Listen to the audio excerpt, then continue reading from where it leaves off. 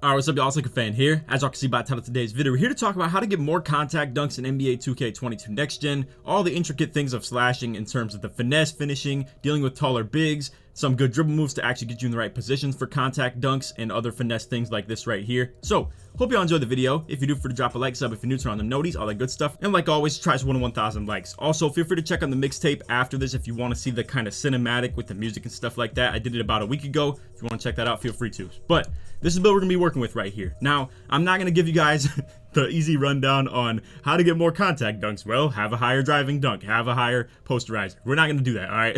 That's too straightforward. It's going to be really stupid for me to explain that to you guys. If I could say anything about my build though, I would like to have a higher driving layup, not for the purpose of actually finishing layups at a better rate, but I can get things like acrobat, mouse in the house, fearless finisher at a higher level, and with that you would be able to enhance your finishing ability so much. And what I would say too is the more finishing badges the better as well. I only have 21, so it really only affords the ability to run things like limitless takeoff, posterizer, and slithery finisher. On top of that too, since this point I kind of have revised my opinions on having limitless takeoff on Hall of Fame. I don't feel like it's super necessary in terms of I could drop this off and have things like acrobat, fearless finisher, or mouse in the house a little bit higher. And personally, I really would value having a lot of these badges at a higher level, and with the driving layup that would come naturally as well. I don't have close shot on my build either, as a lot of you guys can see. I have 25 on this right here, and no post control either. I don't know if post control is necessary for this play style by any means. I don't think really tying into contact dunks is going to have a lot of things post control related. But either way, to talk really quick on the key slashing badges when it comes to playmaking, I would like to think that you would like to run glue hands a little bit if you're running any pick and roll, but this right here is going to be the layout style for me when I'm isoing on twos, or even in the situation sometimes on threes, where the more unpluckable quick first step, quick chain, and hyperdrive you have, the better. All of those are going to be really cool and really good for your style. I don't think handles for days is really important. I don't think I dribble a lot, and I don't really like run out the shot clock when I do so. A lot of the dribble moves that I do lack the BS, and just, you know, it's all about just getting to the hoop in the best possible way for me too. And realistically, I don't really need handles for days on gold. So if you want to drop that down, you could probably run something like tight handles if that would fit your style a little bit better. Or if you like to do hop jumpers, the Space Creator is still also very good with the Harrison Barnes hop jumper package. But anyway, we're not going to bore you guys with all the bad stuff. We came here to explain the intricate things of me and how I like to play the game. So just understand, we'll talk about the contact dunks eventually in this video. It's not really loaded toward the beginning of this mixtape. It's me kind of showing off cool little finesse things like this dribble move combined with the spin lay. I gotta say, there's a reason I put this as the first clip of the video, because I just love this clip so much. Look at this. So we hit the behind the back. We get the defenders thinking we're going to the left. Then I hit this little crazy Trae Young move right here, move it back to my right hand, and then we're driving to the right. So when driving to the right, that means that I'm going to run straight into a freaking truck with these guys right here. I'm running into two defenders. If I go for a contact dunk here, I'm out of my mind. But some people assume that because I have the slash take on, they've seen me go for a couple contact dunks throughout the course of this same game. I got 10 points on 15 of my team's points with 2 assists as well. So long story short, they've seen me go for contact dunks in this game. Now, because of that, they're both gonna also go for this reach at the same time. You're gonna see this. Look at this, because they think, oh, this stupid dude, he's going for a dunk in this situation, and they both go for the reach. Look at this, both swiping down in unison. So with that, this is where you hit that little counter, and the spins are beautiful. This is going to be jelly layup package. I will say though, I've been playing on my big man that only has the default layup package, and you can still do these right here. But anyway, to break this down frame by frame, I just want to let you guys know I was baiting them into doing this by doing this move, essentially, where I dribble to get myself open, and then I kind of improvise on the fly. So if I see this situation, I'm running straight into it. I'm going for the spin 10 times out of 10. Now, if this guy positions himself more to the left, I'm kind of screwed. In that situation, I mean, I have a teammate at the end of the day, so I can pass the ball. That is an obvious thing, right? But we're here to talk about how to really do cool things and like clip and stuff like that, and just be able to, you being able to do this just epitomizes your ability in general. Like if you're able to beat double teams on twos, then that means you're doing it to the best ability, and you can pass out in the times that it's actually like adequate to do so. But anyway, you can see, again, baiting them to go for that. I hit the spin, get to the left of both defenders. Once again, if he was a little bit more to the left, this would not work in the situation that it did. But as you can see, they both end up playing my right because that's where I'm driving to. And then just like that, boom, spin to the side of them. Beautiful. I freaking love stuff like that, man. But anyway, moving along, we got another contact dunk right here. I'm not gonna sit here and say like this is like don't do this at home. Like this is, I'm not gonna lie, this is not a very efficient take. Once again, I have teammates. I can pass the ball. I can pass over here. I can pass to the wing. My point guard's literally over here with like 90+ three-pointer. And don't get me wrong, this is at the beginning of the year. You can see 2K days on here, and this is where I didn't even have a lot of finishing badges. I didn't know a lot about the game. So long story short, just contact dunks. Now, this is what I want to talk about with the context, right? This meter is delayed on contact dunks. It's not delayed on open dunks, and it's not delayed on lobs or anything like that. It's only contact dunks that you will see a delay to this meter. So what you're gonna have to do is let it go a little bit early. You're gonna want to let it go about right here, about a little bit of distance right before you see that green bar, because that delay is gonna feature into you putting it about right here every time. But it is hard to do on the fly, don't be wrong. Anybody who knows anything about timing jump shots, it's a little bit different though, because you have a different animation that might be popping off every single time. There's no repetition to it at all. It's not like a jump shot where you can just have a precise timing for every single thing on an open shot. You're literally adjusting on the fly to everything, and then to add into that, it's not as simple as just let it go when you see the meter right here. Again, there's a lot of built-in delay when it comes to contact dunking. It's not very easy to do, but once you get a hang of where to release it and where the delay kind of features into you, or maybe your latency that you commonly deal with on top of the game's built-in delay, then you end up being able to time it pretty good. You can see right here is almost right in that green window, even through like the traffic of 3 people and all that as well. My build only has silver bullet patches too, so that probably means that my actual badges aren't pretty developed in that regard. Right here, I'm not gonna lie, I just can't get enough of breaking down to you guys when to do spin dunks and spin lays and stuff like that. So we're gonna have a lot of that in this video. I want to let you guys know, you cannot just think you're gonna be contact dunk made. I mean, this right here, there's no shot at me doing a contact dunk. Once again, I have teammates. I could pass the ball, but once again, just if we're talking in the style of finishing, I can't get a contact dunk right here. There's no possible way. He's cutting me off like crazy. There's a guy on my left as well. What you're gonna see is he actually rotates out, but either way, I spin through the 2 defenders. So this is where the double X is just a beautiful thing. If you run in, I would at least say this, right? Back in 2K20, if you guys ever played on a slasher, you dealt with maybe the situation where if you didn't have a contact dunk, your bailout thing was to just tap X and go for the hop dunk. That's not that great of a thing this year, but I will talk about later in the video how I actually would like to get a little bit better at figuring out the proper times to do hop dunks. But what's so important to watch when you go for these spin dunks is going to be the guy that's on your backside, because he's going to be the one that could strip the ball from you if he was a little bit closer. So let's say you move him up a little bit right here. I'm gonna do that spin and fumble straight into him, and it's just not gonna work. So because he's a little bit on my backside and he's not very close to me, I'm able to just like thread the needle through here. This guy goes for the reach in too, because as I said, this is what everybody's gonna do to you. I mean, you saw the clip that I was talking about on the 2s in the west side with the blue court, and you saw they also went for the steal because it makes sense to. It's like, yo, what is this dude doing going for a dunk from this far out? And as you can see, boom, spin off him. The defender on the backside is too far back and not close enough to my hip, and he doesn't force that steal or force the bump, whatever the case may be. And then boom, just like that, fit right through.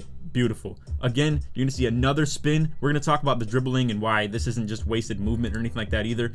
I remember back in 2K20, people would be like, why are you dribbling so much? All this like garbage with that. Look at this. Okay, if I just drive, like a lot of people I feel like with slashers, they just think it's just, oh, drive to the hoop and hold down on your stick and hope for the best thing to happen. That's not how it works by any means. You're gonna see right here, if I go for that right there, I feel like I'm running into traffic. I'm feeling like this is gonna be someone who can pinch me. I'm really just running into 2 defenders, and I don't want for that to be a thing. So you're gonna see I back out, boom, go back to the right. You can see again, he was going to pinch. He was stepping down and ready to double team right in that area. Like I said, it's not wasted dribble movement, I promise you. I actually like know what I'm doing with this stuff. Anyway, going back to the right, nothing there. Now, in this situation, I probably could have just came back to the left again, but I got this BS over here, and he's gonna be pinching me every single time. So if I can do these beautiful things right here, and I don't know if you guys can pick up on the animation that's about to happen right here, but as you can see, boom, spin off him once again, goes for the reach in because I'm driving right at him. It makes sense to do so.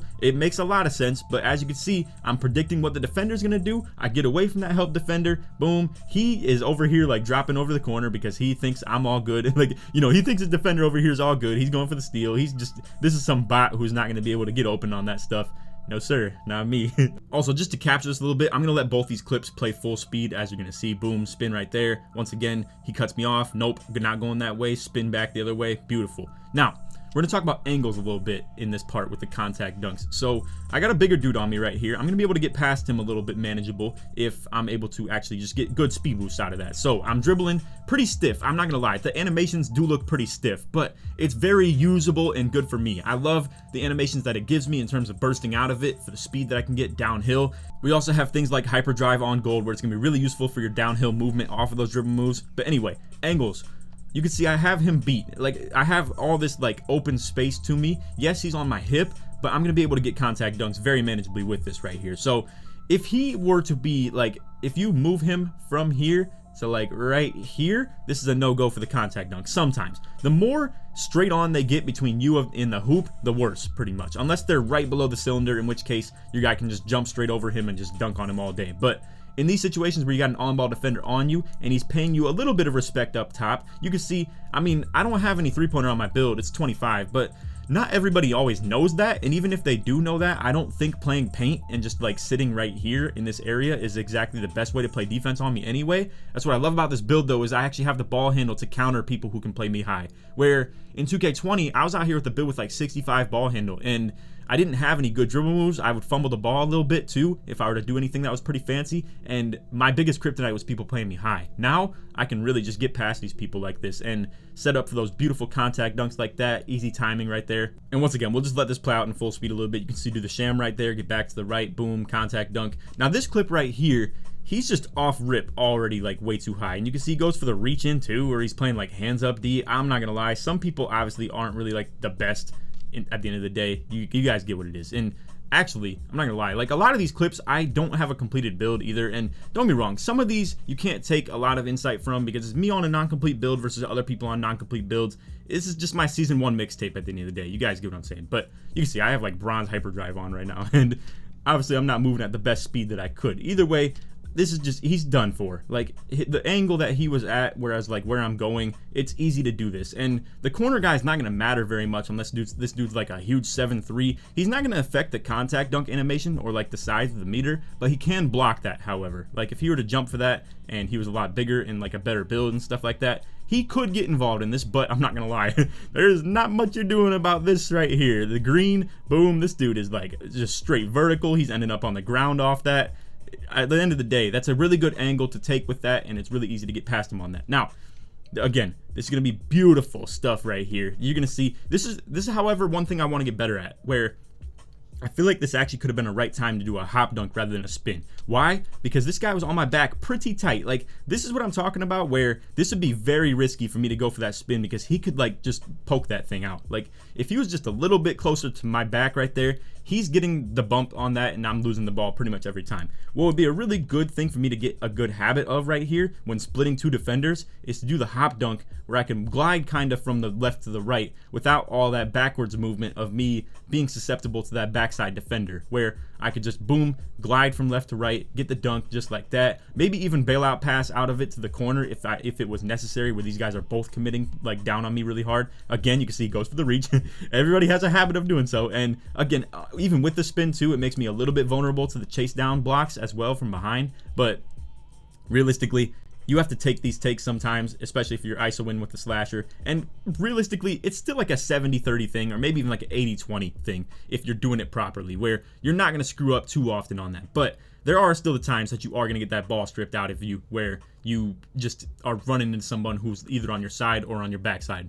This next clip right here I really do want to talk about, where pretty much like, I understand people think like, yeah, I have 25 3-pointer, like, or when people see me being played high, they're like, why the heck are they so high? You can't even shoot the ball. Well, this is why, because honestly, I love when people play defense like this, where if they're sitting free throw line or they're sitting paint, don't be wrong, I love even more when they're sitting paint, because then it's just an easy contact dunk waiting to happen. But when they're sitting free throw line, I can really just pick a side and I just move faster than them most times. Or if they overcompensate, you guys have seen literally like 16 times already in the video where I do the spin if they're overcompensating to the side that I actually do drive to. Whereas if they kind of sit still in that middle area, I just pick a side between left or right here. And to me, left looks a little bit more appealing right here. I don't have to worry about the corner D where he could just drop down and double team. If I can get past this guy, then it's just an easy take one-on-one, and then just like that, all I have to worry about is the contact dunk meter. So just to kind of run this back just a little bit. Again, he's just sitting free throw line. I'm like, all right, well, I'll just pick a side, boom, hyper drive, 84 speed with ball. You can see just pick a lane right there, just easy. Like, this is a good contact dunk attempt right here. It's like, it's pretty much textbook, I would say. Like, this is exactly what you're looking for. You're not going to get every situation where they're just literally sitting paint on you and just be blessed with that. You're going to have a couple of takes that are semi-contested like this, but this is not a big deal by any means. Now, you can see this is a very, like, this is not the easiest window to hit in, but if you get that repetition of figuring out where to let that meter go, once again, like I said, you probably want to let it go about right here when it comes to these contact dunks. Maybe just a slight bit earlier, like about right here, honestly. But either way, like I said, once you get the repetition down and you actually get a couple reps, and I understand maybe, yes, you'll lose some games and maybe you'll sell your team out a little bit here and there, but it's something you have to deal with. You're never going to get better at this stuff if you don't get the repetition of it. And unfortunately, there's nowhere to practice this either, unless you're going to the maybe like Mountain Dew courts or like Gatorade courts or whatever and playing against a teammate or a friend or something like that, or just some random person where it's not going to count toward your record or stats or anything like that. And you know, you're not worried about losing the game. You're there to like lab a little bit. And I would say that's actually not a bad idea, to be completely honest with you guys. I think playing on the Mountain Dew court and like the Adidas court and like the Gatorade training facility courts could be really good for you in terms of trying to learn and develop that contact dunk timing. This clip shouldn't even be talked about, but I'm just going to do it anyway. You're going to see I got double takeover on right now. Boom. I'm just getting right past him. I don't know what the heck he's playing me that high for or reaching for at half court in the first place. This dude's dead. At that point, you could just, if you have quick drops or like the Jordan dunks on or anything like that, you could just hold up on your stick and go for the quick drops right here and you're probably fine. However, you're going to see this corner really committed pretty hard. So once again, I'm not gonna lie, like, good players are probably not gonna do this right here where it's game point. It's 18-9 right here, so realistically he shouldn't be dropping off this corner right here, because I could just dot tonic easy in the corner right here and boom, three-pointer, game's over. And what I love about this drive and kick style too, and we'll talk about one thing that I really want to talk about outside of the slashing ability, right, with the contact dunks and the spins and the hops and, you know, just the dribbling and stuff like that, is also, even if this dude were sagging off super low and I were able to just be at the top of the key, what could be really cool is if I were to still be able to get past this guy up top and then boom, just like that. Now if I pass a tonic, I'm in position for the offensive rebound. And if you're on a build that has good O-board, I already knew if I'm running pick and roll style at a 6'6", and if I'm going to be doing ISO drive and kick like this, I definitely want high offensive rebound. So in the situation where I do get past a guy and I do pass out to my corner and I still have playmaker takeover on too, so it's gonna be pretty rare that he misses that. But either way, if I do pass out right there, I'm down here for the O board already, and that's a beautiful thing. Like, it's gonna really give you a lot of extra opportunities and makes for a really efficient play style right here as well, where if you are just taking dunks all day and you are playing good defense on the other side as well, you're going to be in the situation where they're eventually going to drop down and help, and then you can pass to the corners, and then boom, just like that, you're down here for the O boards. Now again, I'm holding down on the stick right here. You can see obviously if the meter's popping up, and I don't know whether it's gonna be a contact dunk or not. In this situation right here where I start the contact dunk meter, I don't really think this is gonna be a contact dunk, but if it does pop into one, you have to be prepared for releasing that meter a little bit earlier, where if you're gonna do it and you end up with an open dunk on accident right there, or he doesn't actually commit to the drop, then you have to let it go at the proper timing because it's not delayed. Whereas because he ended up in a contact dunk, I have to let it go because it is delayed now. So it's a little bit of a read and react thing. As you can see, I was able to green that one as well. This one right here is one of my favorite looking clips of the actual mixtape, and I gotta say, like, even if it was an early, I just love how that clip went together. Like, for it to, that, like, really nice behind the back at the top of the key, I'm coming down in transition, boom, just glide right past him. Now I'm coming over here and just like going for the contact dunk. This dude gets absolutely destroyed. Like, it hits the floor, and it does speak a little bit to the fact that you can make earlies, you can make lates, and what you're really focused on is getting that dunk meter inside the green bar right there. The green is obviously not where it's like going to green the dunk. The white slit is where you green the dunk, but the green bar is very makeable range, I would say. So at the very edge of this is pretty much like, it's not going to go in a lot. When you get to about midway through that left side of the bar, so about right here, and then midway through the right side of the bar, like right here, I would say these are all makeable, very, very makeable dunks right there. And again, you can see I even make some earlies and lates and all types of stuff like that too. This one right here is just slightly late, so realistically, those are all makeable. They're very, very reliable when it comes to that. And granted, this is with 99 driving dunk and Hall of Fame posterizer, but if you hit in that area where you get about, and this is going to always be the same for you, you can always cut the distance down. I understand your meter might not be as big, but about halfway through the left side and halfway through the right side is going to be pretty much where you're always going to be able to make it, depending on obviously it being blocked and stuff like that. But anyway, once again, we'll just let this play out. He's playing me really high. I get past him. I don't know what homie's doing in the paint, going for the block and stuff right there. It's ridiculous. And then right here, nasty block as well. I gotta say, again, check out the mixtape too. It was really, really cool to have all this stuff come full circle. This one right here, I didn't like at first because I was like, I don't like when I'm doing left stick movement on accident. You can see I go for the spin. I kind of stop and then sprint again because I was like, oh shoot, I'm like open. Why didn't I just go for this?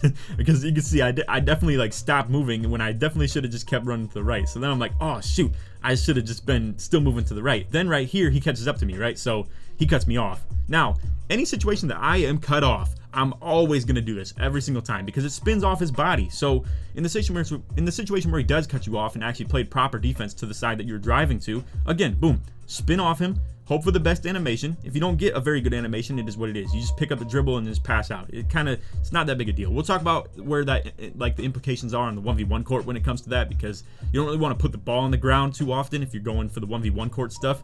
But either way, spin to his left. Beautiful dunk. I just love seeing stuff like that. Right here, I'm not gonna lie, this is a very unorthodox contact dunk. You're gonna see I do it from pretty far out off the catch as well, and honestly, the meter size is not very big either. This is all about positioning when you go for the contact dunks. The meter size is going to be bigger depending on where people are. So just because you get a contact dunk animation doesn't mean they're all created equal. Where this one is from really far out, it's a really bad take. Whereas, and also he's not really the biggest defender either. He's about my size. He's not like 7 foot plus. And if anybody's in the paint on you, this is where the meter size is going to be like way bigger, and you're going to be able to just, you know, do that a lot more manageably. With this one, doing it from pretty far out, you can see I anticipate that it is a contact dunk, but this takes a lot of focus. It really does take a lot of focus to do this properly and be able to really get it in the makeable range. All right, so now we got the 1v1 court strand. So right here, I feel like this is pretty straightforward. I mean, realistically, it's just me dribbling at the top, getting ready to get open. You know, I'm not just gonna sprint like a bot straight at somebody. And if I can build up my speed with the dribble moves and the size ups and stuff like that, that's very ideal. I just pick a side to go to, I commit to it. If I feel like the contact dunk is good enough, and in this case it definitely is, he's pretty small, he's definitely like sitting right down there in the paint and has no chance at defending this as long as I can time it. And as you can see, boom, green. It's simple. That one was so easy. And right here, I know it's so funny. I've watched this mixtape back like literally 28 times, so I know exactly what clips are coming and what it is. But this one, I thought I had him beat. I thought I was gonna be able to get to his right a lot faster, and you're gonna see in this situation, like, he's a big dude. He was stepping up as I'm moving down, and any situation where he's moving up while I'm moving down, like when he is going this way and I am going this way, pretty much I feel like that's just a given. Like, I'm going to be able to just get past him. But he actually cuts me off pretty good. This ends up being a horrible contact dunk attempt because he cuts me off really good. Where, again, you can see he really, like, gets to my right. And in this situation, I don't even know if this would be a good time to go for a hop either, because he cuts me off square in the middle. Like, he's not super over to my right. And if he was further over here, then that's kind of just a given. I just spin back to the left. But right here, he just cut me off straight in the chest. And really, I mean, it just was a good contact dunk. Like, it really requires precise timing on that. Now, here's where we're here to talk about my arch nemesis on this 1v1 court, the post scores. You can see I'm losing this game. This is one of the few games that I'm even losing in this mixtape, like, of all the clips. And realistically, it's because he's 7'3". He has post score takeover with super high interior defense. It's hard for me to defend him because I'm smaller and he's taller on the offensive end for him. And then also, I'm small on the offensive end and he is tall on the defensive end. So realistically, it's just hard to do. And you can see, like, what's ridiculous about post takeover too, in case anybody doesn't know, it boosts your interior defense as well. We've seen this in my own studies in terms of what takeovers boost what attributes in 2K22. I've done it in 21, 20, all types of stuff like that. And interior defense is buffed when you have the post takeover on. And you can see the meter size on this is just ridiculous. I mean, he's under the hoop. It doesn't matter though. Like, and I still managed to green it somehow. I'm not gonna lie, that is a very difficult dunk right there to make. And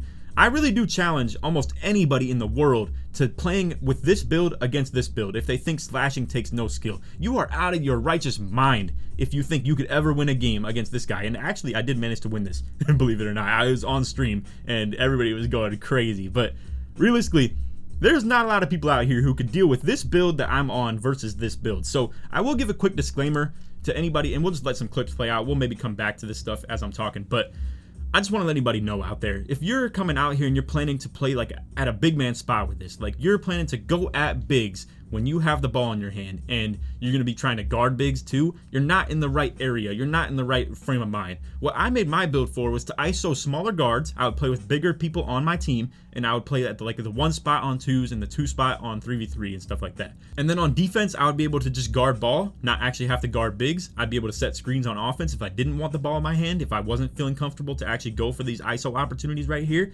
And on 3v3, it works really well. On 2v2, you can see, I mean, I love playing like this on 2s. You can see, I mean, it's such a beautiful thing, man. I cannot talk enough about these spin dunks. I love them so much because it really counters everything a defensive player would do. Like, you can see every single time, I mean, literally every time, they're going for that steal because they think I'm just some bot who's just going for a stupid dunk right there, and they're going for ball stripper or just a steal because I'm like stupid and I'm going for the bump. I promise you, I'm not doing that. Like, and a lot of people will do that bad take, and I'm trying to get you guys better and help you out with that. And yes, I understand the title of this video was actually directed toward contact dunks a whole lot more than it was spins, but I'm telling you, if you're trying to get better at slashing and just be better as a slasher, you really need to get better with this stuff right here. It's going to counter how people play you tremendously, and doing this stuff right here will open up your contact dunks. People have to play you like a little bit lower. They're not going to play you like so high toward your hip right here. They also have to compensate a little bit to my left, which opens up that lane to the contact dunk on the right, and in that situation, it's just toast. I mean, once you really master this stuff, you really get nice with it. And I will say, slashing is definitely more difficult this year than it's ever been in terms of it's a lot more of a challenge. But I was up for that challenge at the beginning of the year, and I love it. I just love everything to do with this slashing stuff. I will say, I do wish the contact dunk meter wasn't as delayed as it is. It really is pretty irritating, and I'm sure a lot of people are irritated with it too. But other than that, I love everything to do with this. Anyway, one last thing, I want to show a really cool dribble move that I learned. You can just go ahead, you're going to be flicking down and diagonal to your right stick, and you're moving this way. Then you also flick down diagonal to your right stick again back to the ball hand. It's going to give this really cool speed boost animation. You're going to see like a downhill speed boost animation where, boom, I just like zip off that. It's crazy. Anyway, we'll have the dribble tutorial tomorrow. We'll have a full breakdown on everything that I do and all types of stuff like that, so stay tuned for that as well. And I'll have all the SIGs, I'll have everything that you guys need, and then after that I'll be breaking down my 7-footer and like 7-3 builds that I've been making lately as well. But anyway, one last look at the badge count: 21, 29, 35. I have no shooting on this build whatsoever. And then also, if you want to watch anything in terms of what I would do differently with this build, I made a video talking about my main build has 25 3-pointer 2K22 next gen. Do I regret it? That is a video that I would highly recommend to check out if you want to revise this build at all. I really will be completely honest with you guys. It's not my style. I don't really care to shoot the ball. I love being original and different in this regard too, where I can really, it makes for some really cool YouTube stuff, and I just love how challenging it is to play with this, and it really pushes me to be a good slasher, to not have the bailout of being able to shoot the ball when I'm wide open. And yes, I understand it's not something that everybody wants to do. It's not something everybody can do. I promise you, not a lot of people who are, you know, someone who would be on a play shot, they would not be able to deal with this build. I promise you, no matter how long they tried, it would probably take them months to be able to figure out how to play with it. To be fair, it would take me months as well to figure out how to play with the play shots and do that to the highest level ability that I kind of am with this slasher right here as well. But either way, as you can see, this is the build right here, all the badge breakdowns. You can go ahead and just look at the way that I have this laid out for Park 2s. You can copy this down if you want. You can take this and put it in your own builds format as well. Takeovers, honestly, I usually run finishing moves, but lately I've been thinking I actually just want to run non-slasher takeover related things. I don't think slash takeovers help me a lot when it comes to getting contact dunks, and I feel like you could just do better somewhere else on your build. But anyway, that's off the video, and before we leave, I just want to explain too, in tomorrow's video will also be this dribble move. I'll explain how to do this right here. Boom. I mean, it's just a beautiful thing, man. I love seeing that. I can't see it enough. I probably sound like I got the biggest ego ever, but I just love seeing this clip right here. It's so beautiful. Anyway, that's off video. If you made it to the end of the vid, put slash in the comments, or dunk if you would prefer that as well, if you made it all the way through this one. And like I said, let's try this one to 1,000 likes. Other than that, I hope y'all enjoyed. And other than that, take it easy, man. Peace.